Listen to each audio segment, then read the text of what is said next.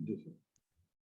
हाँ जी, तो मेरा क्वेश्चन ये है कि जैसे म्यूचुअल फंड और ये जो शेयर मार्केट में हम पैसा लगाते हैं, तो जैसे शेयर मार्केट में जैसे एक तो जो डेली ट्रेडिंग करते हैं, एक चीज़ होती है कि जैसे हम पैसा डाल के मिनिमम 5-10 इयर्स के लिए इन्वेस्टमेंट के हिसाब से डालते हैं। तो मेरा मानना है कि म्यूचुअल फंड का एवरेज रिटर्न क्या रहता है आफ्टर 5 ईयर, 10 इयर्स और इसका क्या रहता है? पहली चीज तो ये जानते हैं सर कि स्टॉक मार्केट में जो जो डे ट्रेडिंग करता है वो नुकसान उठाता है। एक हाँ, स्टॉक मार्केट का सीधा फंडा है, कम आओगे कमाओगे, रोज आओगे रोज आओगे। ध्यान से सुनिएगा, कम आओगे कमाओगे, रोज आओगे रोज आओगे। जो डे ट्रेडिंग करता है, जो रोज खरीदता बेचता है ना, उसका नुकसान होना तय है। 4 दिन 5 दिन उसको नुकसान फायदा होता है, और एक दिन नुकसान होगा, मार्केट उसके विपरीत जाएगा, और पीछे का जितने लाभ होगा ना सर, वो पूरा प्रॉफिट लेके चला जाएगा, प्लस उसके घर से भी पैसा लेके चला जाएगा। तो ट्रेडिंग जो होता है नुकसानदेह होता है, उसमें मत करिए।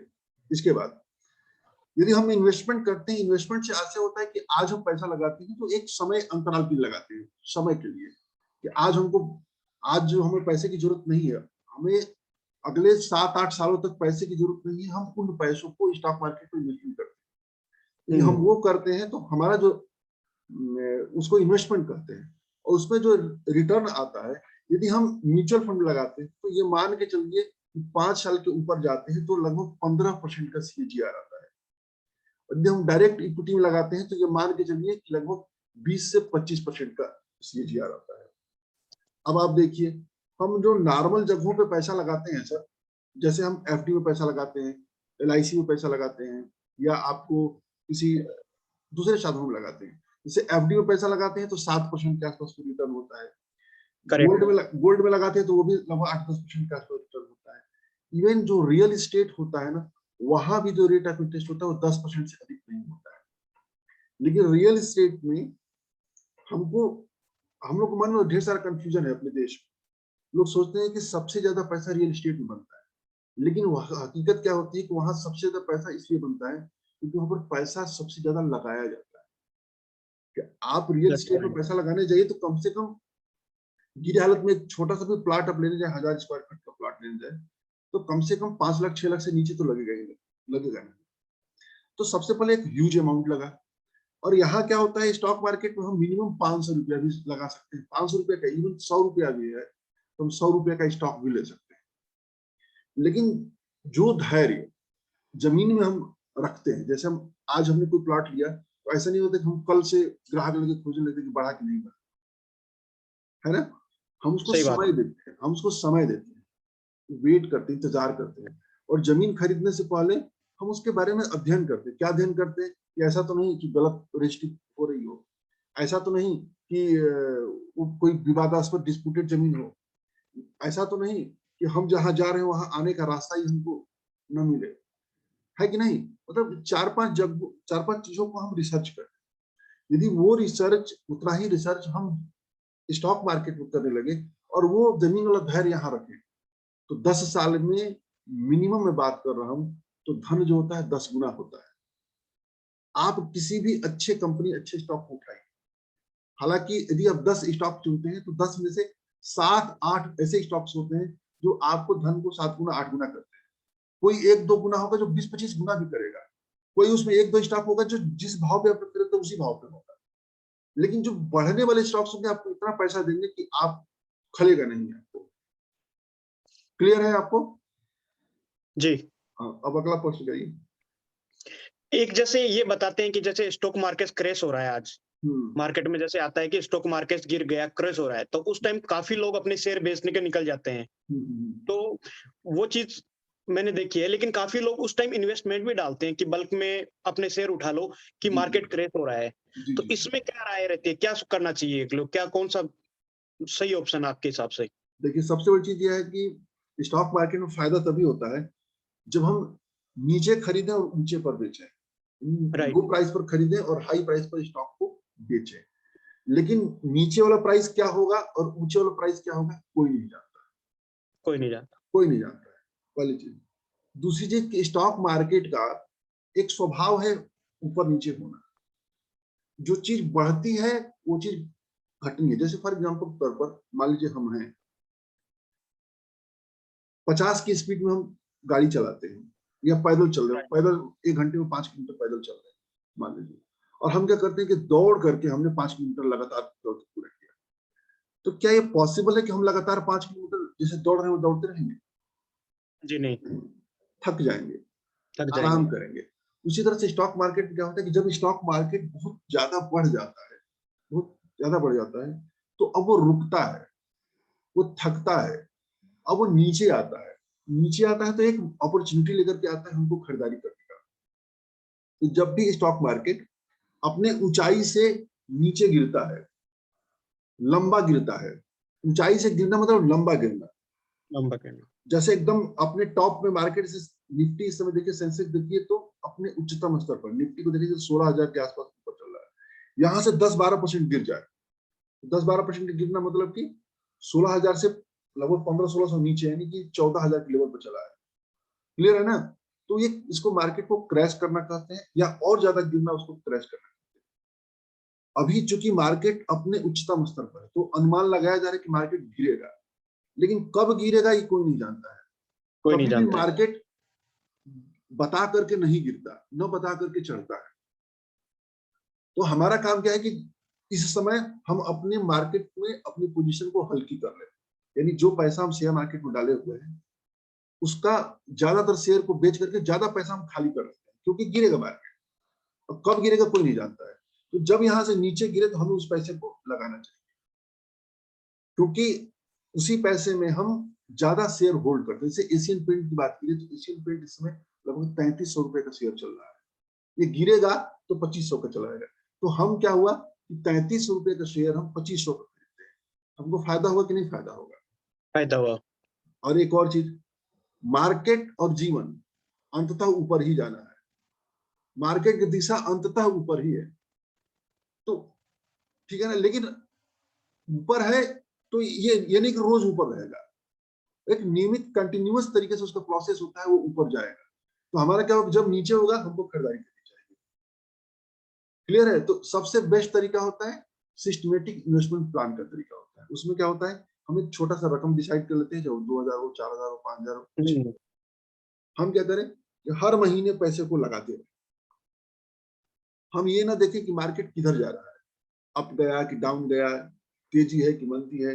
हमने महीने का 1 तारीख डिसाइड किया, और 1 तारीख को 5,000 रुपया निकालते हैं, हम पैसा डालते हैं, और 5,000 रुपये हम शेयर ले लेते हैं। अगले महीने फिर 1 तारीख आया, फिर हमने 5,000 रुपये डाला, शेयर ले लिया। तो जो ये प्रोसेस हम करते रहेंगे करते रहेंगे करते रहेंगे सर, तो होगा क्या कि मार्केट पहले ऊपर जाएगा तो यहाँ भी खरीदारी, फिर नीचे आएगा तो वहां भी खरीदारी होगी, फिर नीचे आएगा फिर खरीदारी होगी।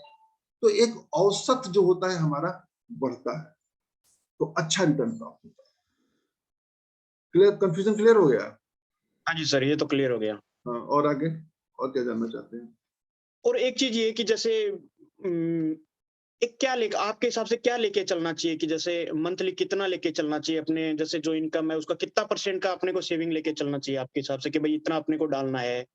एक औसत जो नियम है, जो भी आपकी इनकम है आपको 10% बचाना चाहिए। हाँ। 10%। मान लीजिए हमारा यदि 1 लाख सैलरी है तो 1 लाख का हम 10% हर हाल में कम से कम बचाने की कोशिश करना चाहिए। कोशिश करेंगे। और बचाना ही पर्याप्त नहीं होता है, क्योंकि जब हम बचाते हैं तो जो इन्फ्लेशन होता है ना, वो पर डे हमारे पैसे की वैल्यू को कम करता है। कम करता है। कैसे कम करता है? जैसे मान लीजिए हमने मोबाइल फोन लिया हुआ है, तो ये जो मोबाइल फोन हमने लिया हुआ है, इन्फ्लेशन मान जाता है कि 10% की दर से है, तो ये मोबाइल फोन हर साल 10% महंगा हो रहा है। आज 10,000 का है तो अगले साल ये 11,000, उसके अगले साल 12,000 का होगा, उसके अगले साल 13,000 का होगा। यदि हम, सबसे अच्छा पैसा होता है अपने पास में रखना। हम क्या करते हैं, उसको तकिए तले रखते हैं, बक्से के अंदर रखते हैं, क्योंकि वो लिक्विड है, हम जब चाहे तब उसको इस्तेमाल कर सकते हैं। लेकिन हम कैसे इस्तेमाल करेंगे? आज हमने 10,000 रुपया रखा, अगले साल तो मोबाइल 11,000 की हो गई, यानी हमको 1,000 का लॉस हो गया। ठीक है ना? और रखेंगे तो और लॉस हो रहा है। तो मुद्रास्फीति जो होती है, हमारे पैसे की वैल्यू को लगातार कम करती जाती है। हमारा काम क्या है, हम इन्वेस्टमेंट करते रहें, हमें उस इन्फ्लेशन के प्रभाव को कम करना है। हमें अपने पैसे की वैल्यू को बरकरार रखना है, तो उसके लिए इन्वेस्टमेंट करना चाहिए। तो जितना पैसा कमाते हैं उसका मिनिमम 10% पैसा बचाइए और उस 10% को आप इन्वेस्टमेंट का रूप दीजिए। तो मिनिमम 10% आप लेके चलिए, 10%। अधिकतम एक चीज कोई और, सीमा नहीं है। हाँ ठीक है, एक चीज और है कि मतलब कि जैसे मैंने शेयर चलो खरीद लिए, मैंने जैसे 10 लाख रुपए के शेयर खरीद लिए, हाँ, 5 साल बाद में शेयर को सेल करता हूँ और करता हूँ, तो गवर्नमेंट को अपने को टैक्स कितना देना पड़ेगा कि नेट प्रॉफिट जो भी आ रहा है टैक्स कितना लगेगा हमें? 2 तरह का टैक्स होता है, एक शॉर्ट टर्म टैक्स होता है, एक लॉन्ग टर्म टैक्स होता है। तो शॉर्ट टर्म टैक्स 15% होता है फ्लैट, आपकी इनकम में जोड़ दिया जाता है। इनकम आपको पर आप डे ट्रेडिंग करते हैं या और यदि आप स्टॉक को साल भर से ऊपर होल्ड करते हैं तो that is called long term capital gain. तो लॉन्ग टर्म कैपिटल गेन में आता है। तो आप मालूम चलता है कि शेयर में 1 लाख रुपए का फायदा लेते हैं तो 1 लाख तक टैक्स फ्री है। अच्छा। लेकिन 1 लाख के ऊपर जैसे ही प्रॉफिट जाता है, प्रॉफिट की बात मैं कर रहा हूँ, 1 लाख के ऊपर जैसे ही ऊपर जाता है तो उसका 10% उसको देना पड़ेगा। मान लीजिए हमने कोई शेयर खरीद रखा है 1 लाख रुपए का, और वो हमको 1 साल बाद या 2 साल बाद 2,10,000 रुपए का बेच रहे हैं, हमको कितने का टोटल फायदा हुआ? 1,10,000। 10,000 का। तो अब हमारा टैक्स कितना बनेगा कि 1 लाख हटा दिया जाएगा, बाकी जो 10,000 होगा उसका 10% यानी 1,000। 1 लाख के ऊपर जाएगा उसका 10% देना पड़ेगा या टोटल का 10%? नहीं, 1 लाख के ऊपर जाएगा उसका 10%। अच्छा, टैक्स के मामले में हरीश जी, स्टॉक मार्केट सबसे कम टैक्स लगता है, सबसे कम टैक्स लगता है। आप जो बैंक में आप एफडी करते हैं ना, उसको टीडीएस आपके 30% लग जाता है, जिस भी आप स्लैब में होते हैं उसमें चला आता है। और यदि आप एफडी टाइप के इन्वेस्टमेंट करते हैं, म्यूचुअल फंड जो डेब्ट फंड कहा जाता है, वहां पर इंडेक्सेशन होता है, एक सिस्टम होता है, आप लोग उसको नहीं जानते हो, जब इन्वेस्टमेंट करेंगे तो जानेंगे उसको। एक उदाहरण में छोटा सा एग्जांपल लेता हूँ, यदि आपने 1 लाख रुपया एफडी में लगाया और 1 साल उसने आपको चलाया और दोनों में मान जाता है कि 8% का टैक्स हुआ, 8% की ग्रोथ हुई, तो अगले साल ये 1,08,000 हुआ होगा ना। तो इस 8,000 का टीडीएस आपको लग जाएगा एफडी में, तो ये आपके हाथ में आएगा 1,05,000 के आसपास आएगा या 1,06,000 के आसपास आएगा। 6,000 के आसपास आएगा। हाँ, ये लेकिन यदि आप यही म्यूचुअल फंड में काम करते हैं तो ये जो 1 लाख आपने लगाया हुआ 1,08,000 टोटल वैल्यू हो जाती है, तो आपके हाथों में आएगा 1,07,000, क्योंकि वहां पर इंडेक्सेशन की एक सुविधा होती है जिसमें इन्फ्लेशन को कम करके आपका टैक्स निर्धारित किया जाता है, तो सबसे कम टैक्स। कंफ्यूजन दूर हुआ? जी, एक चीज ये है कि जैसे हमने पैसा लगाया, जैसे आपने एशियन पेंट बताया, कोई भी कंपनी बताई, तो कंपनी का तो हमें पता है कि भाई वो कंपनी वर्क कर रही है, उसका कोई प्रोडक्शन भी हो रहा है, कुछ भी हो रहा है। म्यूचुअल फंड का पैसा कहाँ जाता है, वो क्या करते हैं एक्चुअली? 2 तरीके। हम जब डायरेक्ट इक्विटी में पैसा लगाते हैं, डायरेक्ट लगाते हैं, हम क्या करते हैं कि अपने से स्टॉक चुनते हैं। जी। मिनिमम मेरा अपना मानना है कि कम से कम 15 से 20 स्टॉक लेने चाहिए। क्लियर है ना? 15 से 20 स्टॉक। म्यूचुअल फंड क्या करता है कि वो अपने बिना पे वो शेयर खरीदता है। ओके। उसमें पहले समझिए कि म्यूचुअल फंड होता क्या है। म्यूचुअल फंड एक ट्रस्ट होता है, एक ट्रस्टी होता है, उसमें एक फंड मैनेजर होता है। फॉर एग्जाम्पल अगर मैं फंड मैनेजर, मैं कौन फंड मैनेजर रहूंगा? जो CA chartered accountant stock market के कोर्स किए रहते हैं वो फंड मैनेजर। एक टीम होती है, 15-20 की टीम बनाते हैं। वो टीम क्या करती है, वो जितने मार्केट में लिस्टेड कंपनियां हैं उसमें से स्टॉक चुनती है। और स्टॉक चुनती है क्या? लगभग 40-50 स्टॉक चुनती है और उसका एक बास्केट बनाती है। उस बास्केट को हम खरीदते हैं, यानी जो हम डायरेक्ट इक्विटी में डायरेक्ट हम काम करते हैं, हमारे लिए वो काम फंड मैनेजर करता है। फंड मैनेजर करता है। क्योंकि हमको मार्केट की जानकारी नहीं होती है, अनुभव नहीं होता है, समय नहीं होता है, तो हम क्या, जब हम डायरेक्ट इक्विटी में पैसा लगाते हैं तो आप देखेंगे ज्यादातर लोग नुकसान उठाते हैं। क्यों नुकसान उठाते हैं? उनके लिए भय और लालच काम करता है, वो मार्केट को समझ नहीं पाते। अशोक जी ने कोई बताया, हम जाके वो शेयर खरीद, हम ये जानते भी नहीं कि शेयर कंपनी करती क्या है, क्या करती है, कैसी कंपनी है, तो हमें नुकसान हो जाता है। और यहाँ क्या होता है कि म्यूचुअल फंड का जो फंड मैनेजर होता है वो मार्केट का एक्सपर्ट होता है, तो वो अच्छे शेयर चुनता है, 40-50 शेयर चुनता है। अब इधर देखिए, जब हम डायरेक्ट इक्विटी में पैसा लगाते हैं तो मान लीजिए हम 1,000 रुपए लेकर के आए, तो उस 1,000 में हम कोई 1-2 शेयर लेंगे। जैसे स्टेट बैंक ऑफ इंडिया का शेयर 400 रुपए का है तो 2 शेयर खरीदेंगे। मारुति का शेयर 9,000 रुपए का है, 9,000 का हम 1,000 में खरीद नहीं पाएंगे।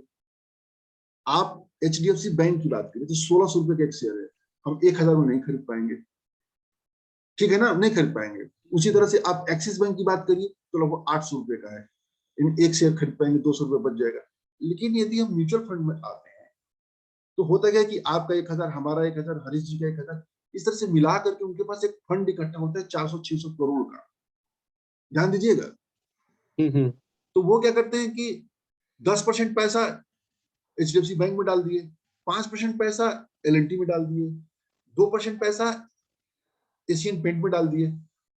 तो हमारा क्या होता है कि हमारा जो 1,000 रुपया होता है, इसी 1,000 रुपये में, इस 1,000 रुपये का 50 रुपया HDFC बैंक में लग गया, 20 रुपया एशियन पेंट में लग गया, तो हम 1,000 रुपये में ज्यादा स्टॉक खरीदते हैं, ज्यादा स्टॉक मिल जाएगा, ज्यादा स्टॉक मिल जाएगा। लेकिन म्यूचुअल फंड के थ्रू मिलता है, तो जब ज्यादा स्टॉक मिलता है तो हमारा रिस्क भी कम हो जाता है और फायदे की संभावना भी बढ़ जाती है।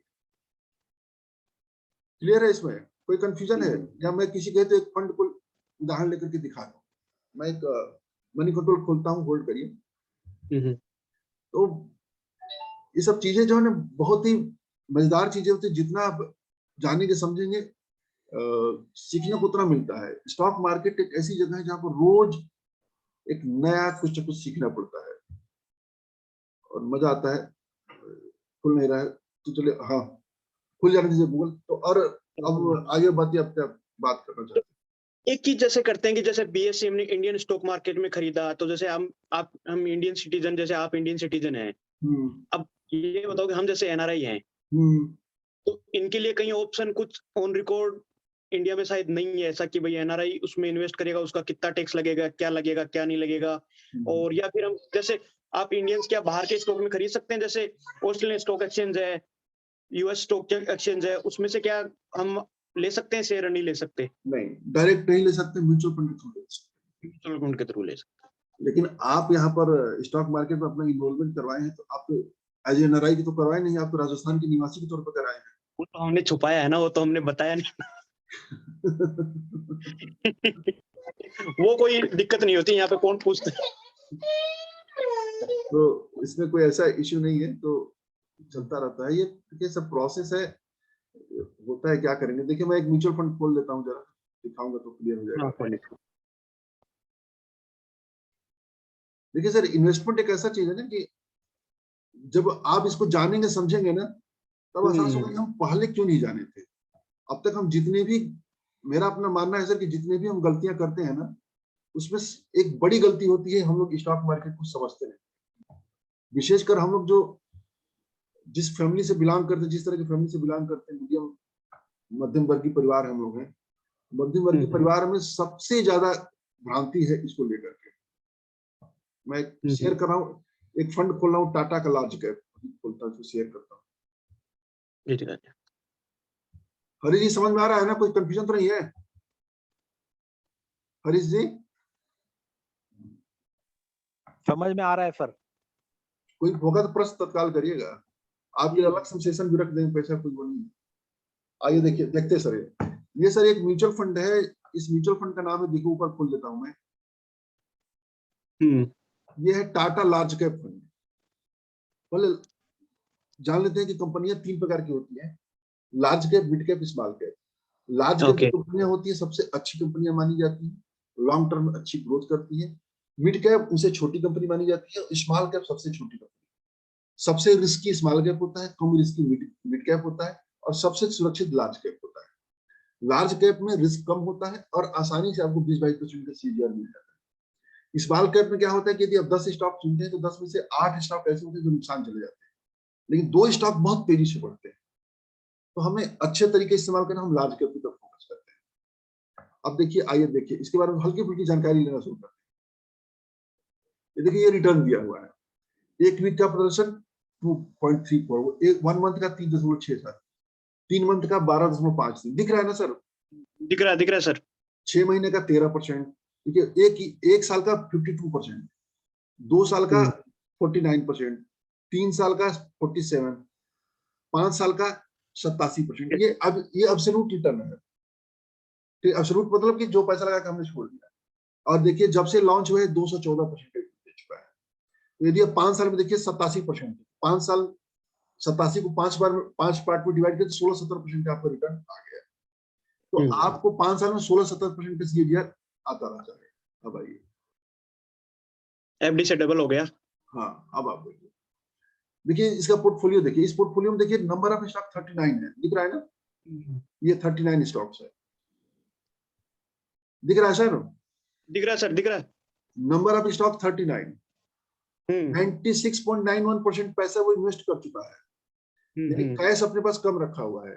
लार्ज कैप इन्वेस्टमेंट 76%, यानी लार्ज कैप स्टॉक 76% रख रखा है, 6%, 7% मिड कैप में है, थोड़ा सा स्मॉल कैप में। अब देखिए स्टॉक देखिए आईसीआईसीआई बैंक, आईसीआईसीआई बैंक में देखिए 9.25%, यानी हमने जैसे 1000 रुपया इस फंड को दिया, इस 1000 रुपए में से कितना 90 रुपए, 92 रुपए, 92 रुपए, 92 रुपए उसमें लगा, आईसीआईसीआई बैंक में लग जाता है। और बाहर आप आईसीआईसीआई बैंक का शेयर 500 रुपए का आता है, तो आप एक शेयर 1000 रुपए मुश्किल से 2 शेयर आप ले पाएंगे। Hello, how are you?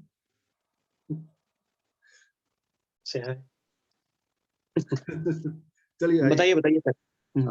देखिए अब देखिए एचडीएफसी बैंक, ये 8% डाल रखा है, यानी कि वो 1000 रुपए में से 80 रुपया जो है आपका एचडीएफसी बैंक में। इसी तरह से इंफोसिस में देखिए 7.54%, रिलायंस इंडस्ट्री में देखिए 7%, स्टेट बैंक में 6%। तो ये क्या करता है कि हमारे पैसे को डिवाइड कर देता है, और सिर्फ हमारा पैसा नहीं होता है। अब देखिए इसमें कितना पैसा लगा हुआ है, अब ये देखिए इधर। हाँ, इसमें करोड़ों रुपए लगा होगा। अब दिखा दे आपको, कहाँ पे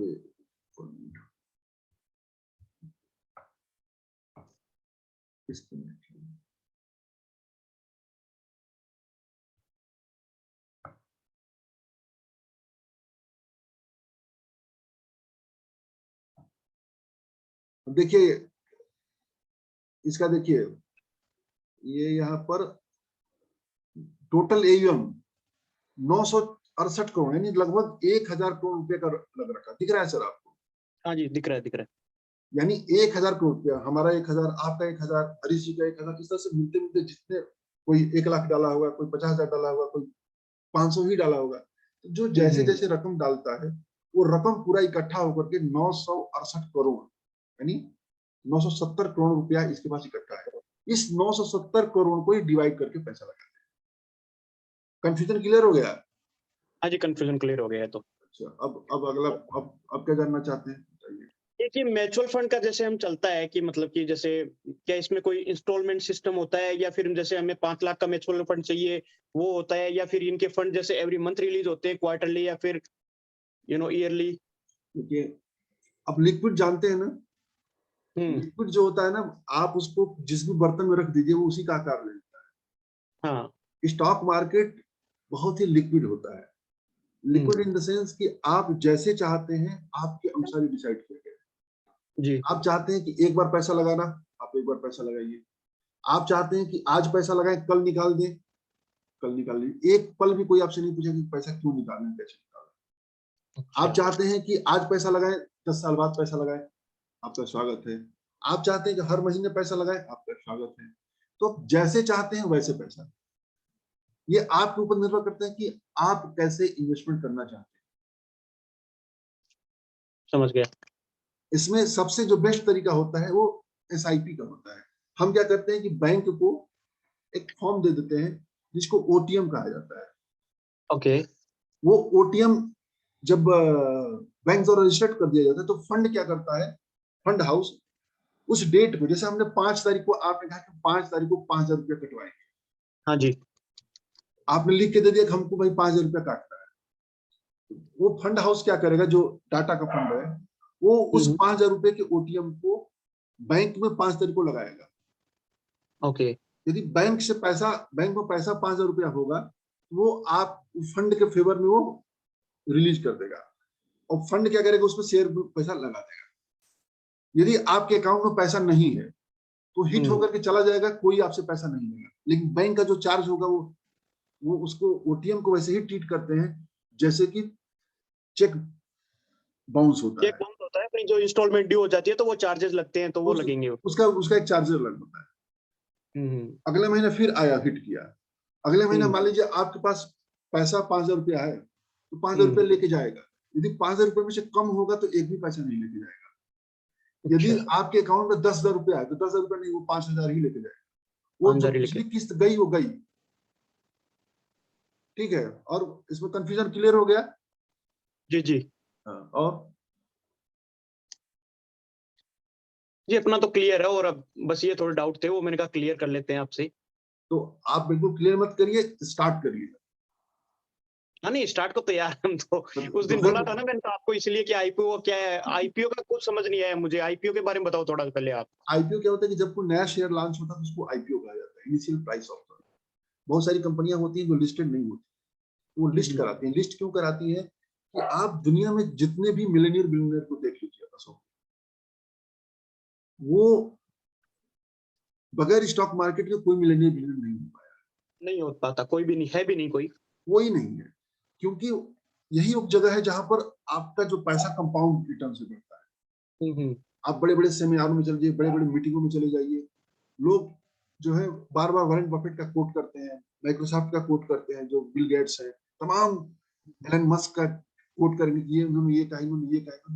लेकिन कभी भी वो लोग जो मोटिवेशनल स्पीकर्स होते हैं, कभी ये नहीं बताते कि वो कैसे पैसा बनाए। एक्चुअली वो जो काम करते हैं, वो काम तो करते ही करते हैं, लेकिन उस काम का जब असली फायदा तब मिलता है जब वो स्टॉक मार्केट में आता है। जब सामान्य लोग भी, हमारे अब जैसे लोग उस कंपनी के शेयर खरीदना शुरू करते हैं, तब उनकी एक्चुअल वैल्यू बढ़ती है। तो यदि आपको स्टॉक मार्केट में आना, मतलब पैसा आपको मिलेनियर वेल्थियर बनना है, तो आपको स्टॉक मार्केट में आना ही पड़ेगा। जो नहीं आएगा वो कभी नहीं बनेगा, कभी नहीं बनेगा। तो आइए और अच्छी कंपनियों को चुनिए, 15-20 स्टॉक को चुनिए, जो वो स्टॉक जो आपके सामने लगातार बढ़ रहा है, जिस कंपनी के प्रोडक्ट अच्छे हैं। और फॉर एग्जांपल तो मैं बात करूं, जैसे हमसे कुछ दिन पहले एक लोगों ने पूछा था किसी बेरिंग के शेयर के बारे में, कि बेरिंग का शेयर लेवे ना ले। मेरा उनसे प्रश्न था कि ये बताइए कि बेरिंग किसी मशीन में कितना पार्ट करता है। मान लीजिए आप कोई कार खरीदने जाते हैं, तो कार में 2 ही 3 तो बेरिंग लगती है, 4 बेरिंग लगती है सभी व्हील पर, या और 1-2 जगह और बेरिंग लगती होगी। हाँ, तो उस कार के कितना % बेरिंग होता है? मुझे लगता है 10-12 हजार से ज्यादा बेरिंग नहीं लगता। हाँ इतना ज्यादा नहीं हुआ, बहुत कम हुआ। आप फैन खरीदने जाते हैं, फैन 1000-1200 को फैन खरीदते हैं, 2000 का बेरिंग कितने का लगता है? 150 रुपए का। हाँ, तो उस बेरिंग में क्या, बेरिंग में इतना पोटेंशियल है कि वो बहुत बड़ा हो सके। हमें उसमें पैसा लगाना चाहिए जो बिजनेस बहुत बढ़ सके, जो सामान्य टायर गाड़ियों के, जैसे गाड़ियों के टायर हैं तो उनमें लगाओ फिर। हाँ, जो बड़ा अमाउंट है वो बढ़े। तो जो बिजनेस लगातार ग्रो होने वाले, हमें उसमें पैसा लगाना है। और सर स्टॉक मार्केट एक बिजनेस है, इसको खेल मत समझिएगा, एक बिजनेस के तौर पर लीजिएगा। आप एक बिजनेस करने जा रहे हैं आज के डेट में, तो जैसे बिजनेस करने से पहले आदमी तमाम रिसर्च करता है। एक छोटी सी दुकान भी खोलने जाता है, जैसे हमने सोचा कि हमें दुकान खोलना है, हम ये सोचते हैं कि किस सेक्टर में दुकान खोलें।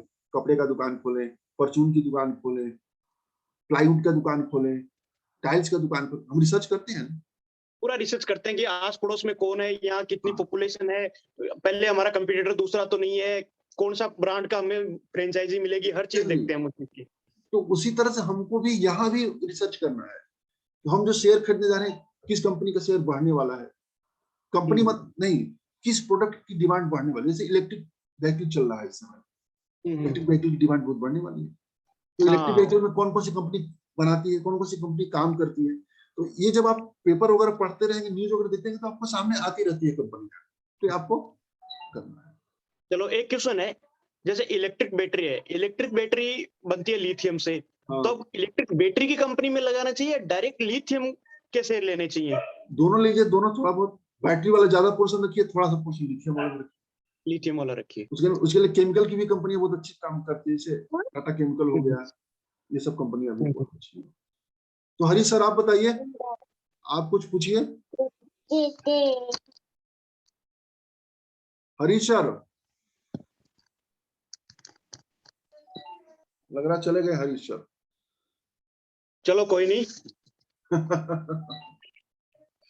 चलिए कोई बात नहीं सर, तो आप स्टार्ट करिए सर, छोटे से अमाउंट से शुरुआत करिए, चाहे 40,000 हो चाहे 50,000, बहुत ज्यादा हाँ।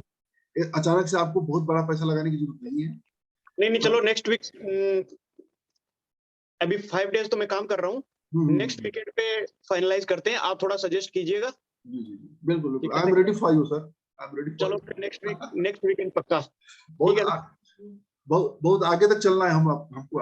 हाँ नहीं भाई देखो, मैंने आपको बताऊं, मैंने टारगेट क्या बनाया कि जैसे पहले 6 महीने हम 20-20 हजार 25-25 हजार डालेंगे, फिर थोड़ा अमाउंट बढ़ाएंगे, थोड़ा समझ में आएगा, फिर और बढ़ाएंगे, 2 साल के बाद ऐसे करेंगे कि हाँ ठीक है, अभी थोड़ा समझ में आ जाएगा, तो फिर मोटा अमाउंट भी किसी अपने को समझ आ गया कि इसमें प्रॉफिट होगा ही, तो 5 साल के लिए मोटा अमाउंट डाल देंगे कहीं ना कहीं। बिल्कुल बिल्कुल सर, अब तक आप हमारे संपर्क में आए हैं सर, आप देखिएगा, आपको एहसास होगा आने वाले महीनों में कि अब तक हम कहाँ थे, क्यों नहीं स्टॉक मार्केट में थे। वो तो आपको पता ही है, अब आपको क्या बताऊं, मैंने 2016 में इंडिया में इन्वेस्टमेंट किया था 2.5 करोड़ का, वही का वही है, वही का वही है, तो वही है सर, ऐसे ही चलता है, क्या करें। चलिए सर, फिर मिलते हैं सर, अब हमारी श्रीमती जी का शुरू होने वाला है क्लास 5 बजे। ठीक है बाय, सर, फिर मिलते हैं। Okay bye. और भाभी जी को बोलिए वो मीटिंग अटेंड करते रहे इनसे। हाँ मीटिंग एक्सरसाइज कर रही हैं, क्या पता आज 400 ग्राम कितना, आज तो थोड़ा कम भी हुआ। थोड़ा सा पूछते रहे कि क्या अपने थाली का फोटो जब खाते हो, चाहे रात खाए चाहे दिन में खाए, हमारे अनुसार तो यहाँ पर मालूम चलता है कि हम लोग सोए रहते हैं, आप लोग वहाँ नाश्ता करते हैं, तो उस नाश्ते का पिक भेजिए, चलो पक्का दोपहर लंच करते हैं तो उसका भी पिक भेजिए, तो ये बताएंगे कि इसमें क्या कमी है, क्या अच्छाई है, क्या बुराई है, किससे वजन बढ़ेगा, किससे वजन घटेगा, तो आपको बहुत मजा आएगा। आप एक रियल एक लाइफ में आप आए हैं, लाइफ का एक अलग आनंद आएगा आपको। नहीं पक्का, जरूर जरूर जरूर। ओके, जय हिंद जय भारत। चलो जय हिंद जय भारत सर।